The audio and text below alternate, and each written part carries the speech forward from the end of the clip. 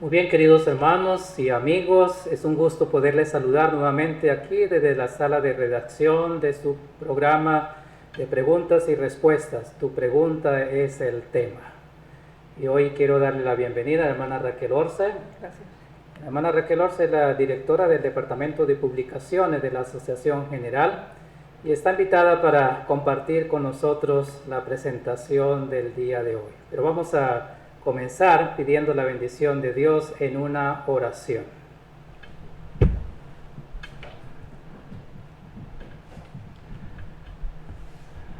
Padre nuestro que estás en los cielos, gracias te damos por la oportunidad que nos regala de poder estar delante de ti para rogar primeramente el perdón de nuestros pecados.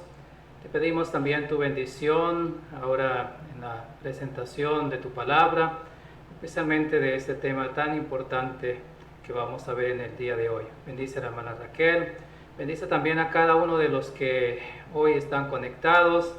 Tú le des también tu bendición, tu gracia en cada corazón. Guárdanos y cuida de nuestras vidas. Lo agradecemos y lo pedimos todo en el nombre del Señor Jesús. Amén.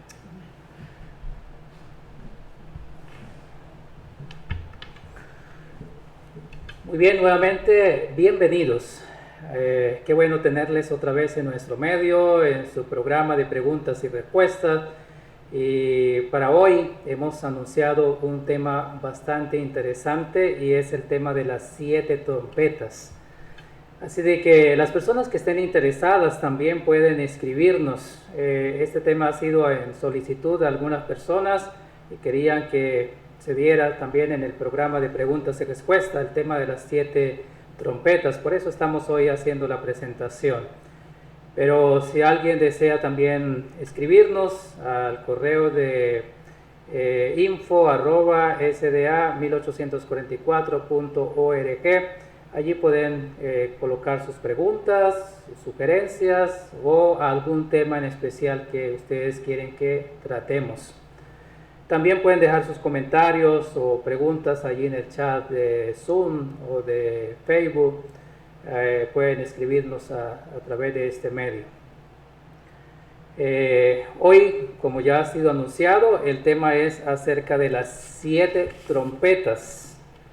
Y yo sé que es un tema bastante interesante que seguramente ustedes desean escuchar y mirar cada uno de esos temas. Hoy vamos a ver solamente la primera parte, así de que están invitados para que puedan seguirnos y puedan participar también en las otras presentaciones. Hermana Raquel, muy bienvenida nuevamente. Gracias. Señor le bendiga y gracias por aceptar la invitación al programa de preguntas y respuestas. Tu pregunta es el tema. Yo tengo aquí algunas preguntas para hacer y son las siguientes. Una de ellas es, ¿qué son las trompetas? Es decir, debemos tomar en consideración 3 elementos cuando hablamos de trompetas. Una es la materialidad como tal, es decir, el instrumento musical que nosotros conocemos. Ese es uno de los elementos, la literalidad material del término. El segundo es la aplicación profética y simbólica que se adjunta a esta misma. Y el tercer elemento que tenemos que tomar en cuenta es la secuencia histórica que estos elementos, como un conjunto de 7, tienen que relacionarse con el conjunto del aspecto profético tanto del Antiguo como del Nuevo Testamento. Y en esta presentación actualizaremos esos 3 términos, la literalidad del término, el aspecto simbólico profético, así como la estructura histórica del mismo. Muy bien, muchas gracias. Tengo otra pregunta más y es, ¿cuándo tiene su cumplimiento? O sea, ¿ya se cumplió? ¿Es hacia el futuro? ¿En qué momento? Bueno, si nosotros tomamos la secuencia de las 7 trompetas, encontramos un periodo de cumplimiento, un proceso de transición y también un cumplimiento en la sección final de la serie de las trompetas. Así que cubre esa tridimensionalidad del tiempo, tanto presente, pasado como futuro. Oh, interesante. Hay una pregunta más y es, porque cuando nosotros estudiamos el libro de Apocalipsis encontramos también que nos habla de las plagas. ¿Tiene que ver o tiene alguna relación las trompetas con las plagas? Esa pregunta es muy interesante porque de alguna manera pupula ese tipo de paralelismo entre las trompetas y las plagas en Apocalipsis 16. Y debemos confirmar claramente que son dos momentos históricos diferentes. Por lo tanto, las trompetas no son asimilables al periodo profético de cumplimiento de las plagas, porque una está relacionada directamente con el flagelo que sufren el momento primero del Imperio Romano Occidental, segundo el Imperio Romano Oriental y posteriormente la proyección al mundo en sentido genérico, y no es aplicable a las plagas que están en una proyección completamente futurista en este momento. Ya, interesante. Estoy tratando de hacer estas preguntas porque seguramente cuando hablemos de no solamente en la presentación de hoy, sino en los demás temas, son preguntas que pueden salir al respecto y que necesitamos tener alguna respuesta de cada una de ellas. Por ejemplo, hay una pregunta más, es que en el libro Apocalipsis habla también de sellos, habla también de 7 copas y también de las 7 trompetas. ¿Están relacionadas? ¿Es lo mismo? Gracias, esa pregunta es muy importante y de hecho la vamos a tomar en consideración también en esta presentación, porque ustedes van a tener la oportunidad de establecer los paralelismos entre 7 iglesias, 7 sellos y 7 trompetas, especialmente porque tienen una cohesión dentro del marco histórico profético muy, muy importante. Las 7 iglesias están hablando de el desarrollo del pueblo de Dios en el tiempo, mientras que los sellos hablan de la condición interna de la iglesia en cuanto a su medio ambiente geopolítico, y las trompetas están hablando del medio imperial, gobernativo y de desestabilización de los grandes imperios que siguen a Daniel 2 y a Daniel 7. Muy bien, muchas gracias. Y una pregunta más, ¿es esto simbólico, literal, lo de las trompetas? Bien, nosotros debemos ser consecuentes en la forma en que procedemos al proceso hermenéutico de interpretación.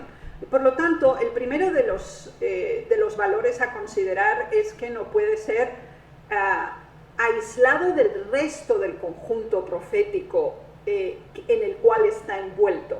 Es decir, nosotros vamos a establecer esa relación entre las 7 iglesias, los 7 sellos y las 7 trompetas, porque aunque presentan 3 aspectos diferentes, están interconectadas entre sí por los periodos históricos y geográficos que cubren. Ya. Y tengo una última pregunta, es ¿por qué ese nombre de trompetas? Sí, eso es muy importante. De hecho, sabemos que cada término o elemento que es usado en las escrituras tiene una connotación significativa consigo mismo. Vamos a ver en esta presentación cómo las trompetas tenían 3 usos fundamentales. Uno de ellos era alarma, podía ser una alarma para ir a la guerra por un ataque externo. También se usaba para anunciar las festividades o el inicio del calendario luna nueva, o las distintas celebraciones que tenemos, por ejemplo, en Levítico 23 descrito, y además también era usada como un elemento de adoración, además de ser de alarma y de anuncio. Ya, muy bien, interesante. Mis queridos hermanos, creo que hemos visto a través de estas preguntas y las respuestas así breves lo que iremos a ver en el transcurso de estos temas de las 7 trompetas, y creo que es necesario que veamos la presentación del día de hoy. Hermana Raquel, es su tiempo, por favor. Con la ayuda de Dios vamos a introducir la primera parte del tema de las trompetas, y para ello queremos que nos acompañen a lo largo de esta presentación. Y como les decía, lo primero que queremos ver es la panorámica de las 7 trompetas. Es decir, creo que es importante decirlo, creo que la mayoría de ustedes lo conocen, 7 es el número de la plenitud, de lo que es completo. Y este 7 lo tenemos, como ya hemos hecho referencia, a distintos grupos de eventos, situaciones o procesos, tanto en el libro de Apocalipsis como en otros libros de las Sagradas Escrituras. Ahora bien, lo que desearía que comprendiéramos cuando hablamos de las 7 trompetas es que las tenemos distribuidas en distintos capítulos dentro del libro de Apocalipsis. Número 1, hay una dispersión que nosotros tenemos que reagrupar para establecer una secuencia. Segundo elemento que es importante aquí es el aspecto geopolítico, es decir, estamos hablando básicamente en las que hoy nos vamos a referir, las 3 primeras trompetas, vamos a estar centrados en el continente euroasiático. Así que ese contexto geográfico es muy importante que lo tengamos presente. Vamos a ver en el mapa el movimiento que se da de acuerdo al sonido y al expansionismo de las trompetas. Pero por otra parte tenemos que saber en qué momento histórico estamos viviendo. Básicamente nos encontramos en el siglo V después de Cristo, de nuestra era. El poder fundamental, dominante en el mundo occidental en este momento es el Imperio Romano. Vamos a hablar fundamentalmente del Imperio Romano como tal. Vamos a cubrir también la escisión que se da. De hecho, hubo 2 escisiones importantes, es decir, la primera fase del Imperio Romano cohesivo, la segunda fase dividido en 3 áreas y la última y más eficiente de toda, la división entre el Imperio Romano Occidental y el Imperio Romano Oriental. Básicamente, dentro de ese contexto nos vamos a mover, cuando después también en las próximas secciones en que vamos a dividir este tema encontraremos tanto el surgimiento del Islam como también la proyección para la caída del Imperio Romano Occidental, el Imperio Romano Oriental y el establecimiento el surgimiento de una nueva religión mundial y también una reestructuración del mosaico de naciones e imperios hasta llegar a la segunda venida de Cristo. Así que esta panorámica, aunque pueda parecer un poco abrumadora, la vamos a ir tomando por secciones, pero sí desearía que inicialmente tuvieran esta comprensión general. Bien, lo hemos tocado de alguna manera ya a este punto en la introducción, sin embargo desearía que consideramos, por ejemplo, las citas de Números 10.1, en Números 10.10 también, y a su vez en 1 Corintios 14.8.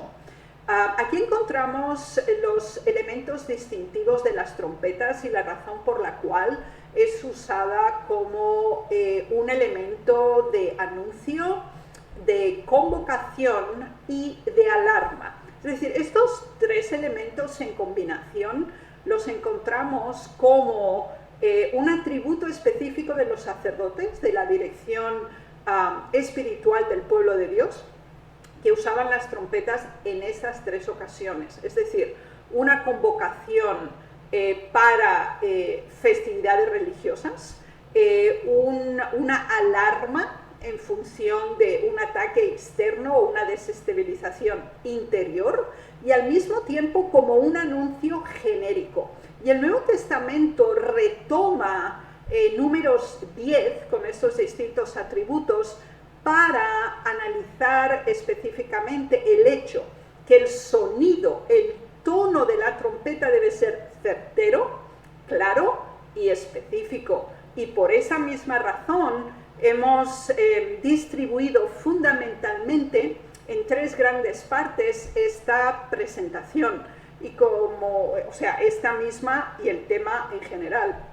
O sea, podríamos decir en forma sintética, las primeras 4 trompetas tratan de los 4 principales asaltos que destruyen el Imperio Romano Occidental. Estoy hablando de toda la parte europea del Imperio Romano, básicamente. Además de ello, es muy importante tener claro que con la capital en Roma y la toma final de la capital, Roma como tal, queda desestabilizado el Imperio Romano Occidental. Sin embargo, no cesa la existencia del Imperio Romano Oriental, que tiene capital en Constantinopla y que de hecho cubre parte del este de Europa y también hace la interconexión que conforma el continente euroasiático.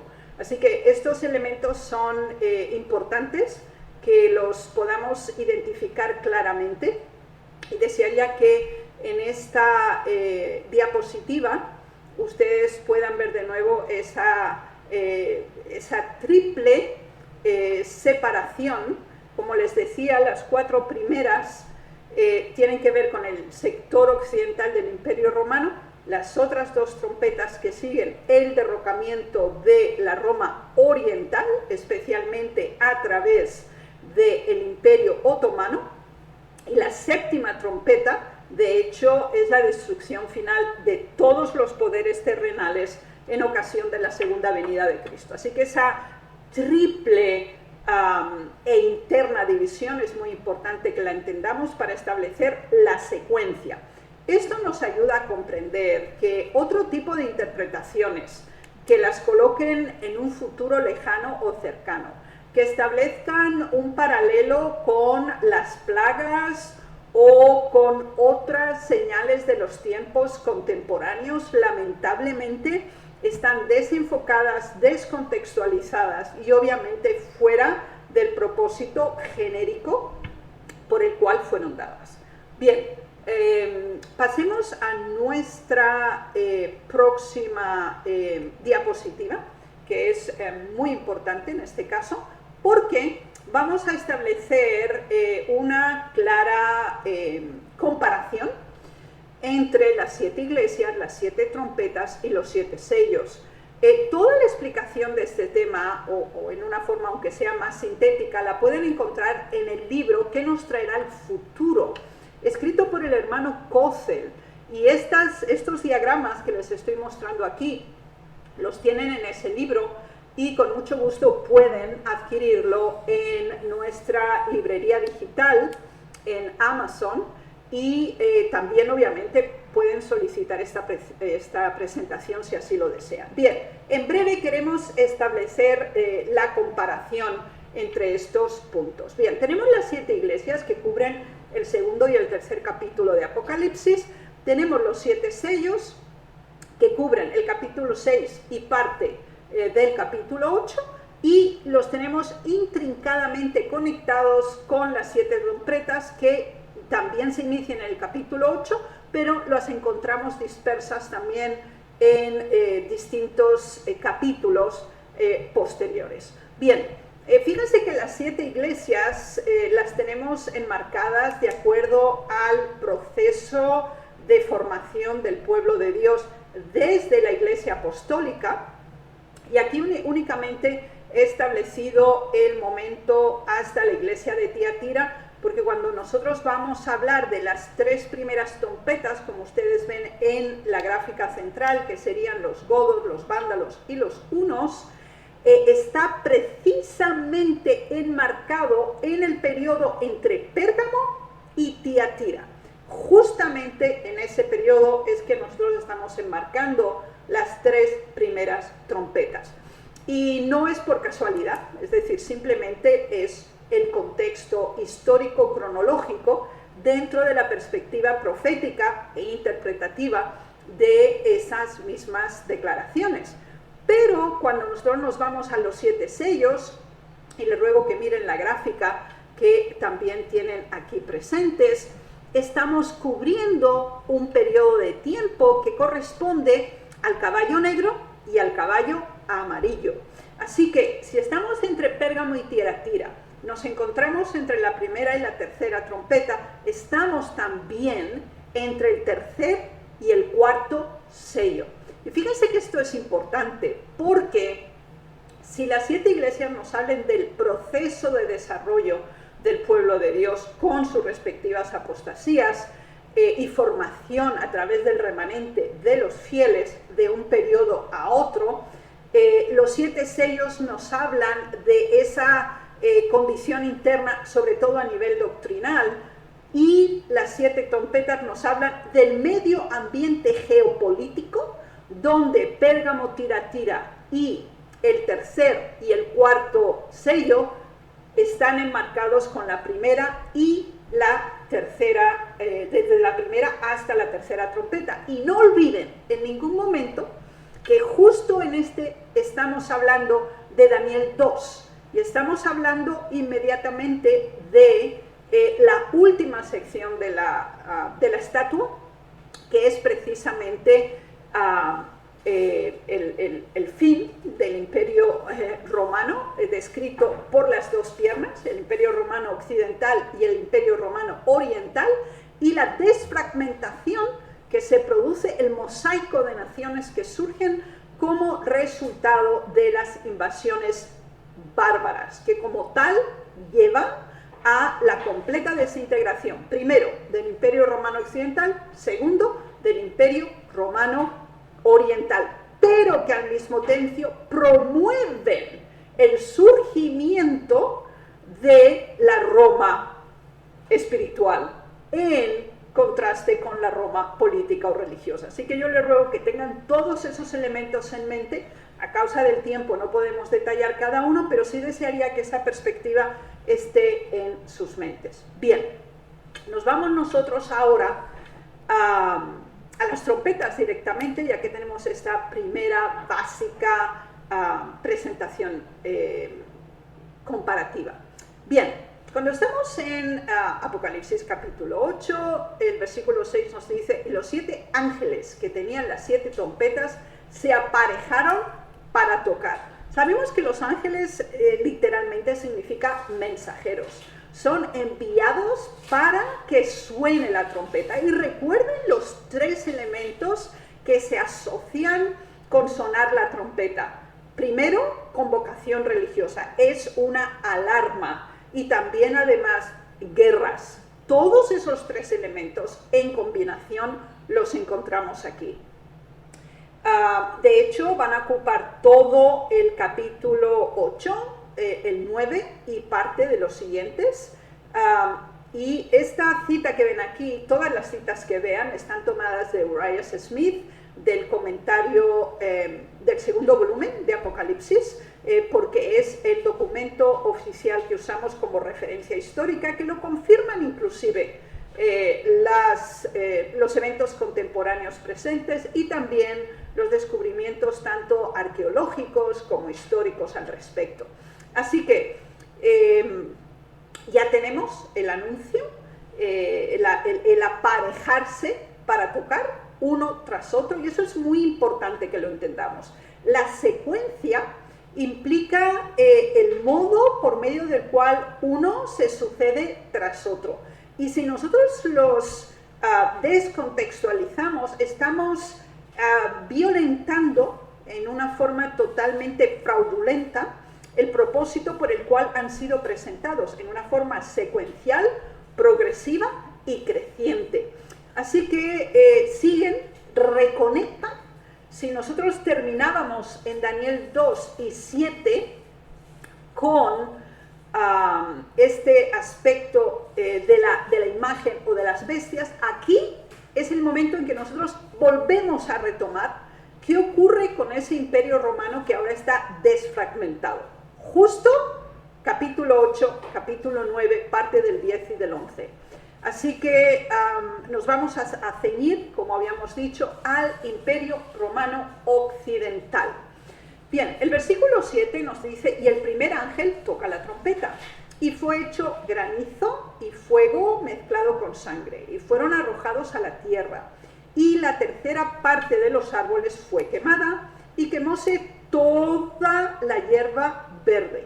Bien, aquí tenemos toda una serie de simbología que es realmente pues muy importante. en este contexto. Pero para poder decodificarla correctamente, nosotros tenemos que entender primero el marco geopolítico en el que estamos. Estamos dentro del territorio del Imperio Romano.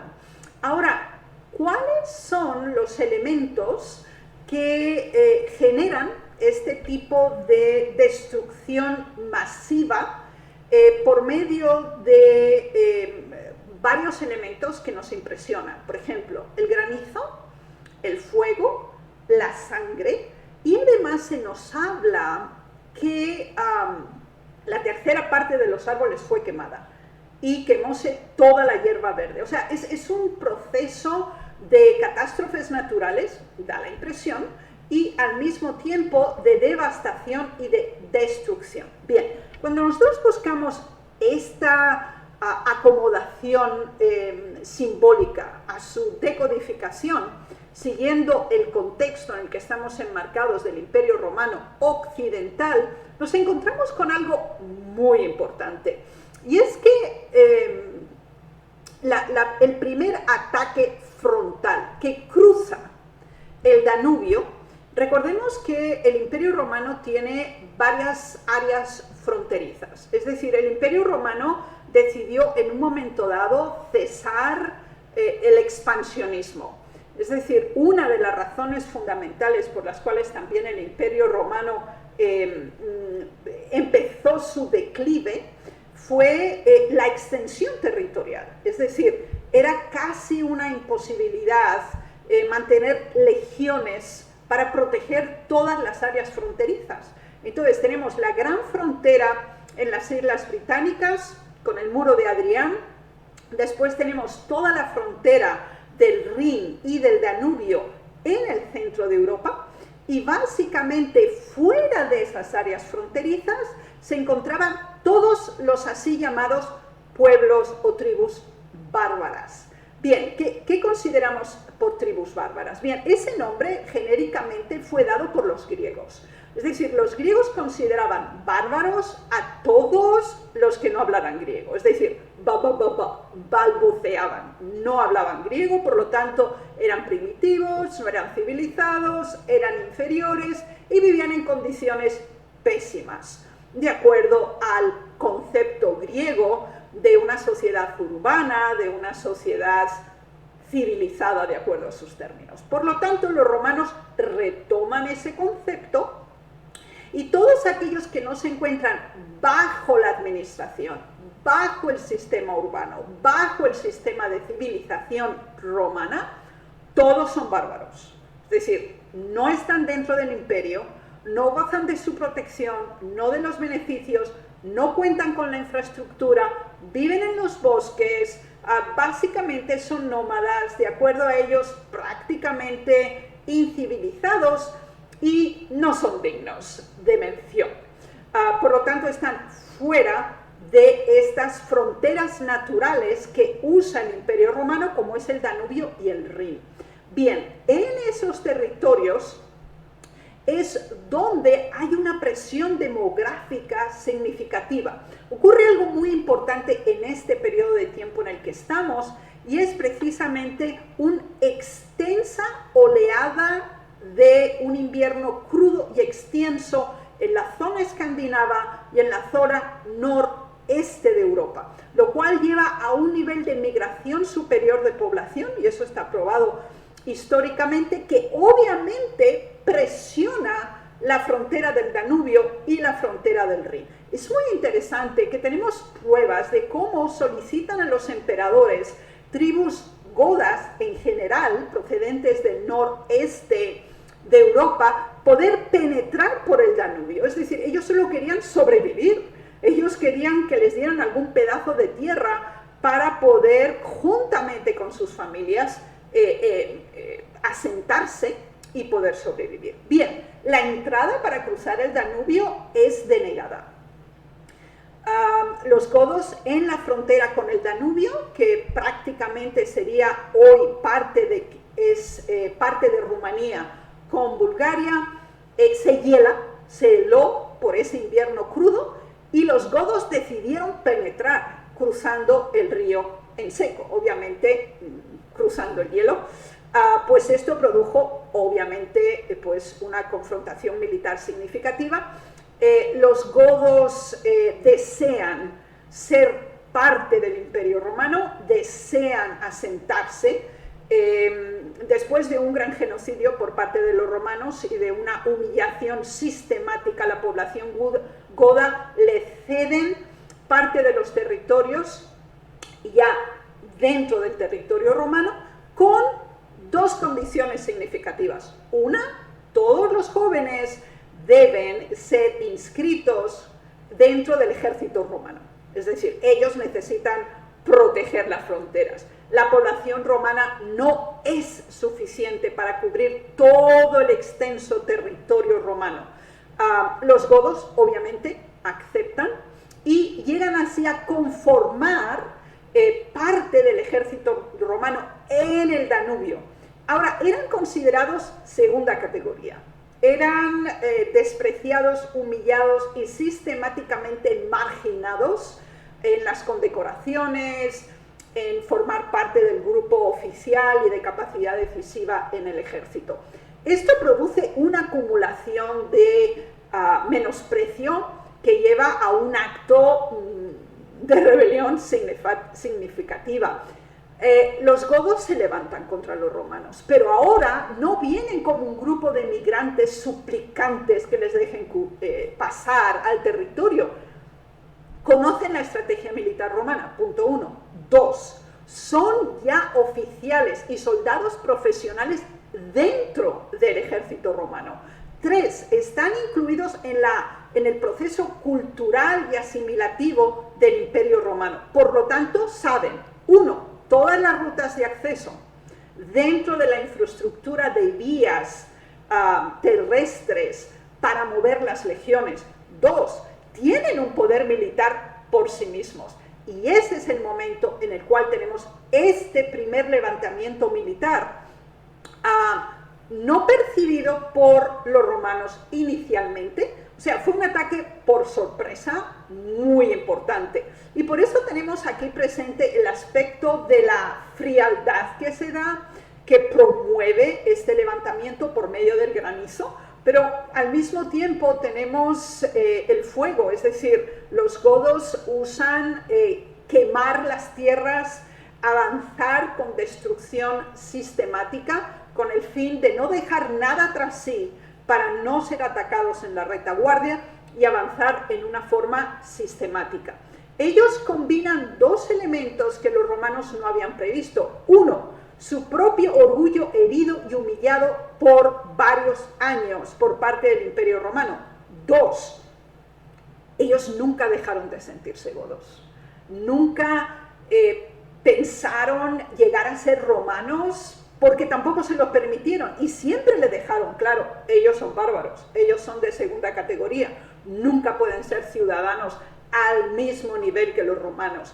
Ese sentido de venganza que se desarrolló por las injusticias, el genocidio, el maltrato, la marginalidad por parte de las autoridades romanas hacia los godos, permitió que se fraguara ese proceso de levantamiento.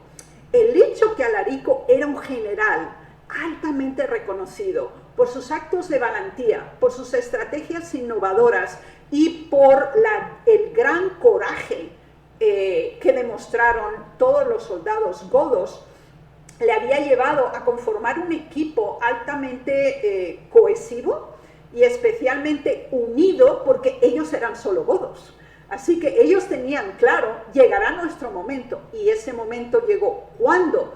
Porque ellos conocían la debilidad existente en ese momento en Roma. Uno de los elementos que desintegró la centralización y el poder del Imperio Romano fue la carencia de línea dinástica. Es decir, aquí tenemos línea de generales, es decir, son generales que se declaran por sus propias tropas y son nombrados por sus legiones como el próximo emperador. La carencia de una línea dinástica restaba poder a un gobierno central en Roma. Ahora Alarico usa precisamente esas circunstancias y vamos a ver de nuevo este elemento aquí en la diapositiva que la profecía también nos plantea, y es esa triple división.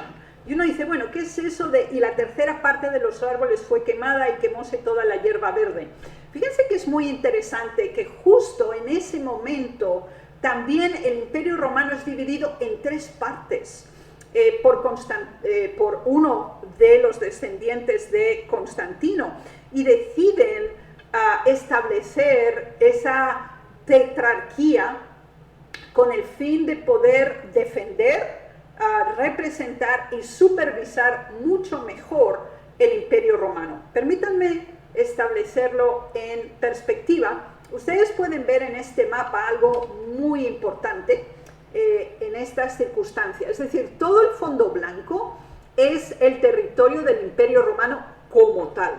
Ahora, ustedes ven aquí la primera invasión goda a través de Alarico, y se da precisamente desde el área del este directamente hacia el centro y también cubriendo el área mediterránea. Es muy interesante que nosotros tenemos a los godos, a los visigodos, a los ostrogodos. Es decir, estas no son tribus diferentes a los godos es el grupo étnico básico, pero ahora tienen distintas etnias en sí mismas, o clanes, y por lo tanto tenemos visigodos, ostrogodos, dentro de la línea genérica de la tribu denominada godos. Y ellos son los que rompen ese monopolio exclusivo de la protección de fronteras y obviamente penetran en Roma, se extienden por toda Centro Europa, todo Germania, Galia, Hispania e inclusive hasta las cercanías de los territorios también en lo que después sería el Imperio Romano Oriental. Y este aspecto es muy importante que lo entendamos porque básicamente en este primer ataque la invasión se da desde el este hacia el centro, sur y oeste de Europa, aunque obviamente tiene esa proyección también como parte del continente euroasiático, porque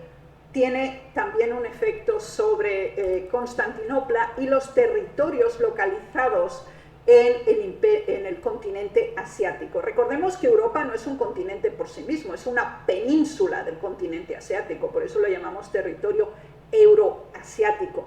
Y eso es importante que nosotros lo entendamos. Esta gente procede del norte, viene del este y ataca sistemáticamente en diversas áreas con el fin de asegurarse esta disolución. Sin embargo, es algo interesante con los godos. Ellos no pretendían asumir el liderazgo de un imperio romano en declive. Es decir, ellos no se colocan ellos como emperadores, y esto es importante porque en el momento en que un bárbaro se sienta en el trono del emperador, lo sustituye y se quiebra esa representación política gubernamental de un romano en el trono, es el momento en que oficialmente se declara la caída, la disolución completa del Imperio Romano Occidental. Ahora, esto no ocurre con los godos, es decir, los godos saquean, los godos no establecen asentamientos permanentes en estos territorios, sino que el objetivo es desestabilizar, desconectar y sistemáticamente debilitar la estructura, aunque ellos desean preservar el orden, la administración y la infraestructura. Esa es la razón por la cual ellos no toman posesión del trono, sino que seguimos teniendo un emperador romano, aunque obviamente es títere del liderazgo bajo el escenario de los godos, que siguen extendiéndose ahora por las provincias de Galia, las provincias de Hispania, dentro también relacionado con el este de Europa. Y esto es realmente muy importante. Vamos a pasar a la próxima diapositiva y nos damos cuenta cómo en una forma tan literal se cumple directamente este aspecto. Por lo tanto, tenemos, sintetizando, el granizo por el origen de los invasores. Ellos vienen del norte, es una época de extremo frío. Esto es lo que hace la migración y la presión en la frontera Rin-Danubio tan significativa. El fuego es un elemento de destrucción que ellos generan con el fin de establecer posicionamiento y victoria y defensa sobre la retaguardia. Y sangre es por la matanza sistemática que se da sobre todo con las poblaciones aliadas de Roma y con romanos mismos, en venganza de los miles de godos que sufrieron el genocidio romano a la espera de cruzar el Danubio, y más tarde también cuando se establecieron en los territorios del este de Europa, parte de Rumanía y hoy Bulgaria, inclusive hasta Macedonia y el norte de Grecia. Así que ese aspecto es realmente significativo. Vamos ahora a ver un detalle más al respecto en este punto en la próxima presentación, y en una forma genérica vamos a establecer que el toque de la primera trompeta, que se da hacia fines del IV siglo en adelante, incluye las asoladoras invasiones que los godos hicieron sufrir al Imperio Romano.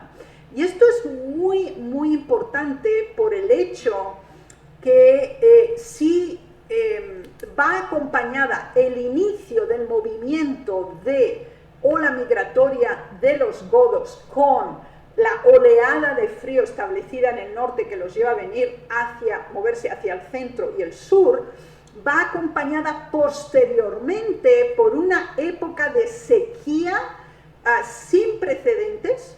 Está referida por los escritores romanos e inclusive los egipcios y persas sobre la sequía significativa que se da justamente cuando se está haciendo esa asolación, esa invasión sistemática del ejército godo en territorios claramente dominados y anexionados al Imperio Romano.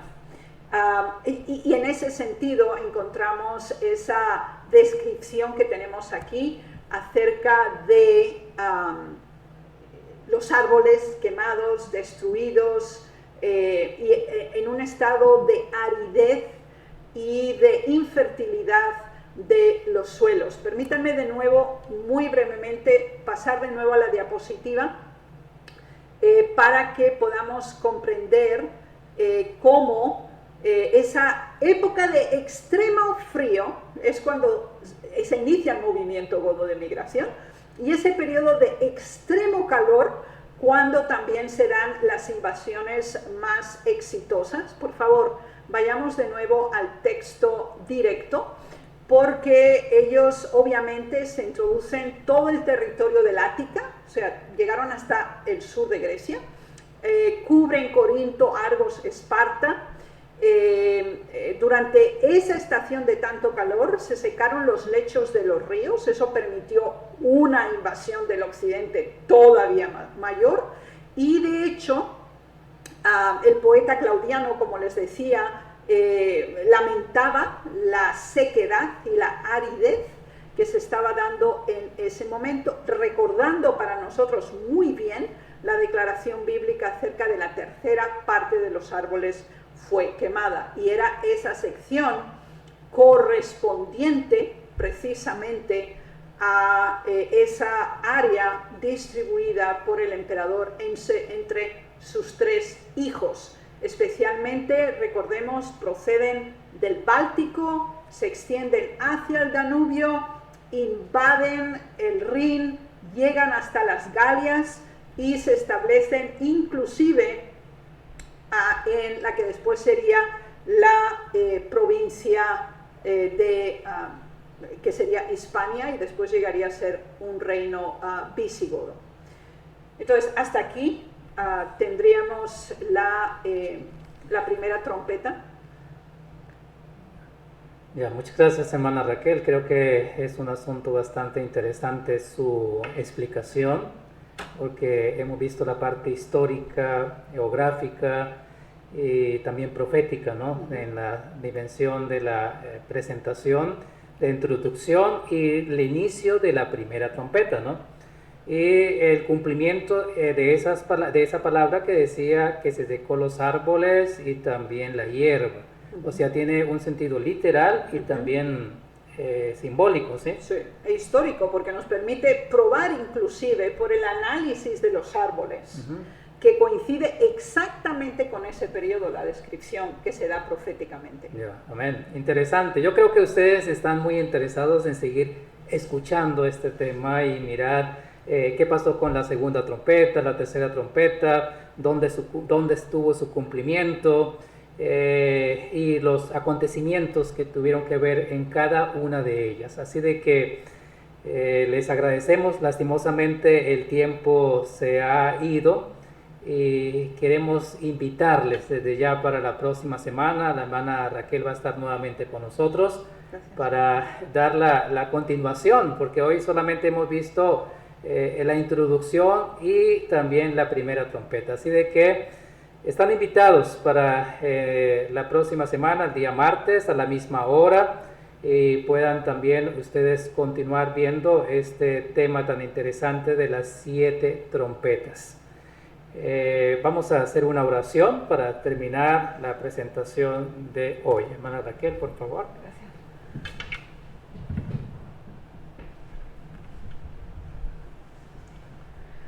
Padre nuestro en los cielos, nos sentimos gratos y honrados al inclinarnos ante ti. Alabamos tu nombre por las verdades que has revelado en tu palabra. Gracias porque tan detalladamente has permitido conocer a tu pueblo los eventos del pasado que con certeza se cumplieron y reconfirman la misma certeza para aquellos que aún están pendientes.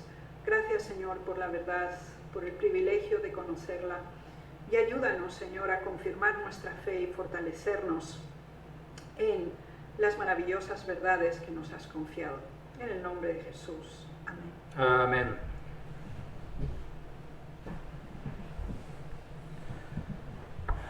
Muy bien, damos gracias a Dios por la oportunidad de haber estado juntos y de permitirnos ustedes también llegar a su casa, a su trabajo, en su viaje, donde ustedes vayan en este momento, y poder llegar con la presentación de su programa de preguntas y respuestas. Tu pregunta es el tema. Les esperamos para la próxima semana, y también, hermana Raquel, les esperamos acá nuevamente en la próxima semana. Muchas gracias. El Señor les bendiga.